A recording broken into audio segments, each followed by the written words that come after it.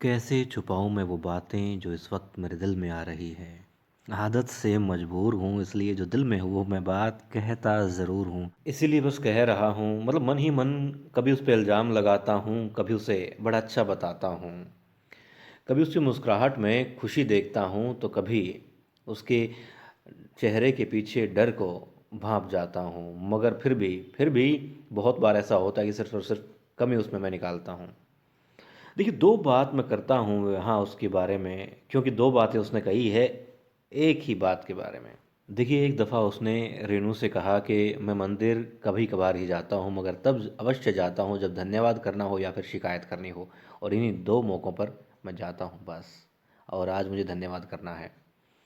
फिर हमने देखा कि वो हरकू बाई से कहता है, जी हाँ, परीक्षित की बात कर रहा हूँ, उनसे कहता है कि मैंने यही सीखा है, गुरुकुल में गुरुजी से यही सीखा है कि अपने शरीर का जो अभ्यास होता है वो तो आप शरीर की कसरत जो होती है शस्त्रशाला में करते हैं, युद्धाभ्यास से करते हैं, मगर मन की ताकत के लिए, आत्मा की शक्ति के लिए आप मंदिर में आते हैं। बस इसीलिए मंदिर में आ जाता हूँ कि उन्होंने कहा कि मैं काफ़ी दिनों से देख रही हूँ, जब से तुम वाड़े में आए हो, हर रोज़ तुम मंदिर आते हो, सुबह-सुबह पूजा करते हो, और किसी योद्धा को इतना मतलब भक्ति भाव से पूजा करते हुए पहली बार मैं देख रही हूँ।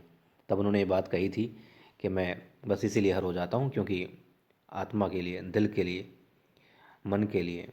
अब यहाँ रेनू से उसने कहा था कि मैं 2 दफ़ा जाता हूँ सिर्फ़, जब भी वो मौका, चाहे 6 महीने में आए, चाहे साल में आए, चाहे दिन में आए 2 बार, शिकायत करनी हो या फिर धन्यवाद देना हो भगवान को।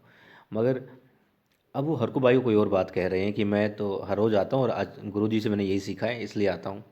दोनों बातों में अंतर है।